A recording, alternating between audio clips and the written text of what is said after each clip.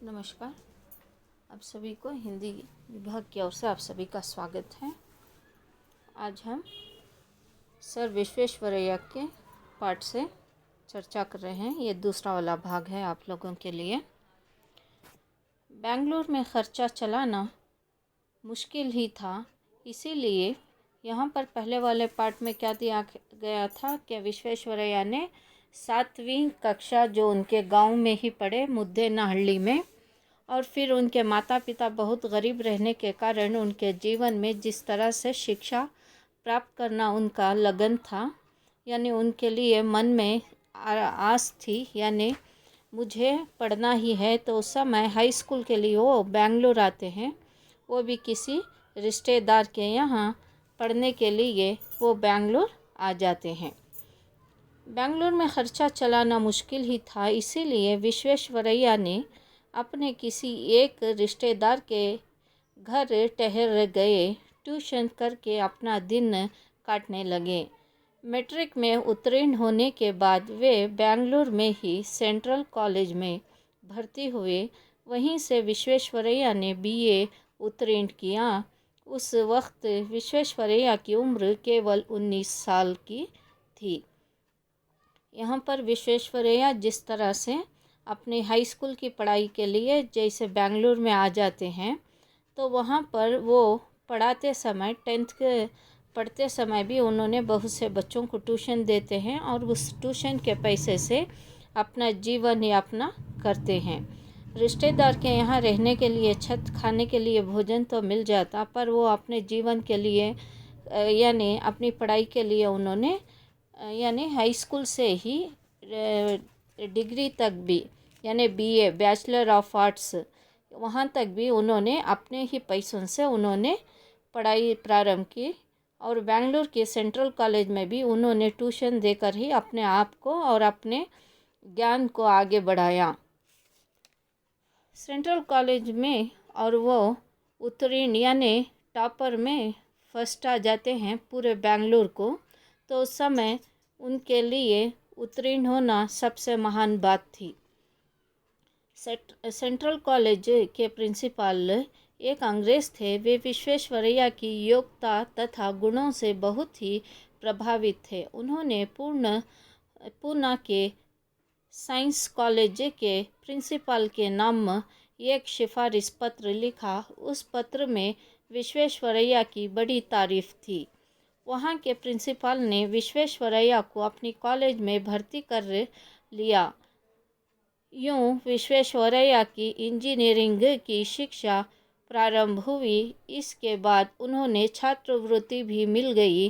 फिर क्या था कि वे निश्चिंत होकर अपना पूरा समय पढ़ाई में लगाने लगे।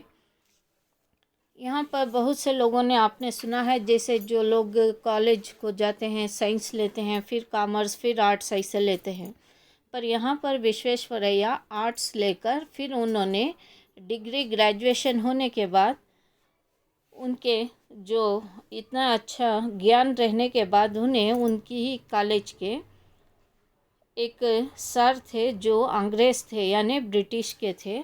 उन्होंने विश्वेश्वरैया को पूना में भेजते हैं और वो साइंस कॉलेज रहती है, तो वहाँ पर विश्वेश्वरैया को एक लेटर लिखकर भेजते हैं ताकि विश्वेश्वरैया की जो मस्तिष्क है वो साइंस पढ़ने के योग्य हैं।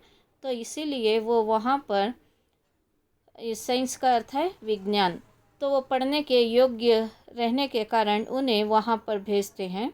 तो जैसे विश्वेश्वरैया के लिए एक रिक्वेस्ट लेटर भी लिखकर भेजते हैं, उसे रेफरेंस लेटर भी कहा जाता है। तो उसमें विश्वेश्वरैया के पूरे गुड कैरेक्टर्स ही वो लिखकर रहते हैं। तो उस समय वहाँ के लोग में प्रिंसिपल इनका लेटर और विश्वेश्वरैया को देखकर पहले ही आधार पर वो निश्चित कर लेते हैं कि ताकि उन्हें उस कॉलेज में एडमिशन देना है, और फिर उसी के साथ उन्हें रहने के लिए एक हॉस्टल में एक स्थान मिलता है, और फिर उसी के अनुसार उन्हें पढ़ाई के साथ स्कॉलरशिप भी देने, छात्रवृत्ति का अर्थ है स्कॉलरशिप, वो निश्चित करके उन्हें ये पहले ही बोल देते हैं आपका समय पूरा पढ़ाई की तरफ ध्यान देना है और हम लोग जैसे इस कॉलेज में ले रहे हैं इस कॉलेज की आपको शान रख लेना है। तो उस समय विश्वेश्वरैया वैसे ही ईमानदारी से लगन से पढ़ना प्रारंभ करते हैं। तो जैसे वो पढ़ना प्रारंभ किए उन्होंने वैसे ही ट्यूशन का कुछ भी नहीं रहता, बस पढ़ाई की तरफ वो ध्यान देते रहते हैं और उन्हें स्कॉलरशिप भी मिलती है। अपना सारा समय पढ़ाई की तरफ हो जाते हैं। विश्वेश्वरैया समय के बड़े पाबंद थे। वे अपना एक भी मिनट व्यर्थ होने ना देते थे, उल्टे ज़्यादा मेहनत भी करते थे। परिणाम स्वरूप विश्वेश्वरैया में समय से पहले ही अपनी इंजीनियरिंग शिक्षा समाप्त कर पाए। साथ ही मुंबई विश्वविद्यालय भर में वे प्रथम श्रेणी में प्रथम निकले। उन दिनों में मुंबई सरकार का यह नियम था कि विश्वेश्वरैया भर यानी नियम था कि विश्वविद्यालय भर में जो भी छात्र प्रथम निकलता है उसे नौकरी दी जानी चाहिए। इस नियम के अनुसार श्री विश्वेश्वरैया अपनी 23 साल की उम्र में असिस्टेंट इंजीनियर के बाद पद पर नियुक्त हुए। बम्बई सरकार की नौकरी करते विश्वेश्वरैया ने नहरों के निर्माण के कार्य में बड़ी दक्षता प्राप्त की। मुख्यतः शहरों के लिए पानी तथा नालियों का भी प्रबंध करने में वे बहुत ही निपुण रहे। निकले यहाँ पर विश्वेश्वरैया के आधार पर दिया गया है। विश्वेश्वरैया जैसे वो ग्रेजुएशन होने के बाद इंजीनियरिंग के लिए उन्हें पुणे के कॉलेज में भर्ती किया जाता है और वहाँ पर एक रूल और रेगुलेशन, एक ऐड भी आता है पेपर में, विज्ञापन भी। और वहाँ का एक नियम क्या होता है, जिस कॉलेज से जो भी छात्र यानी जो भी लड़का स्टूडेंट फर्स्ट क्लास में पास होता है उसे गवर्नमेंट नौकरी दी जाती है और वो यानी जॉब में प्रेजेंट रहेगा। तो उसी तरह विश्वेश्वरैया जैसे उन्होंने 19 साल के बाद इंजीनियरिंग करते हैं तो वैसे ही वो 4 साल के अंदर वो अपनी इंजीनियरिंग पूरे क्लियर कर लेते हैं और सबसे पहले कम उम्र में ही उनकी इंजीनियरिंग की पढ़ाई भी समाप्त हो जाती है। उसी के बाद उन्हें वो विज्ञापन यानी वो जिस तरह से नियम के अनुसार उन्हें जॉब भी मिल जाता है और जॉब मिलने के अनुसार फिर उन्हें एक अलग अलग कॉन्ट्रैक्ट भी यानी प्रोजेक्ट भी मिल जाते हैं।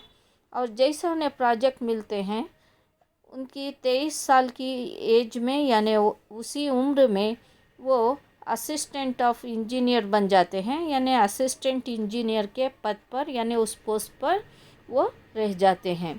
और इनका प्रोजेक्ट जो था नौकरी में विश्वेश्वरैया के लिए जिस तरह से यानी जो वाटर के लिए और ड्रेनेज के लिए नालियाँ वो कैसे बनाना है ये सारा उन्होंने प्रोजेक्ट भी किया और उसी के अनुसार इनके जीवन में ये सबसे पहला प्रोजेक्ट का निर्माण किया।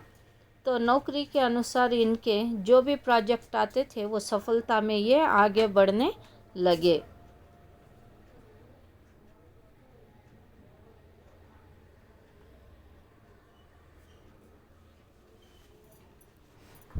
शहरों के लिए पीने के पानी के व्यवस्था करना आसान काम न था। पानी को इकट्ठा करना तथा घरों का पहुंचाने में असाधारण मेधा की ज़रूरत थी। इसीलिए अनेक प्रमुख नगरों के लिए पानी तथा नालियों की व्यवस्था करने हेतु वे निमंत्रित किए गए थे। यहाँ पर विश्वेश्वरैया के लिए क्योंकि घरों के लिए पीने के लिए पानी और गंदे पानी जाने के लिए नालियाँ, ये दोनों काम बहुत इम्पॉर्टेंट होते हैं जो डेली रोज़मर्रा के जीवन में। तो यहाँ पर विश्वेश्वरैया को जैसे सौंपा गया तो ना जो अच्छा प्योर वाटर जो रहता है और इनप्योर वाटर, ये दोनों के अलग अलग कनेक्शन देना, इसको कैसे पानी ऊपर बिल्डिंग्स पर हो या फिर घरों को जाना, ये सारा इन्होंने प्रबंध करते हैं। तो उसमें इनके जिस तरह से जो कार्य करते हैं उस समय बहुत से लोग इनसे आकर्षित होने लगते हैं। और इतना क्लीन और क्लियर जॉब इनका इतना अच्छा करते हैं कि लोग इनकी तारीफ़ करने लगते हैं। विश्वेश्वरैया जब ये 30 वर्ष के थे तभी उन्होंने एक बहुत बड़ा कार्य साध लिया। वो है शक्कर बैराज तथा वाटर वर्क्स का निर्माण। बाद सन 1896 में की है। उन दिनों सिंध प्रांत बम्बई राज्य के हिस्सा था। आज यह प्राप्त पाकिस्तान में है। सिंध का बहुत बड़ा भाग रेगिस्तान है। उस प्रांत में शक्कर नामक एक छोटा सा शहर है। इस शहर के लिए पानी का प्रबंध करने का कार्य विश्वेश्वरैया को सौंपा गया। विश्वेश्वरैया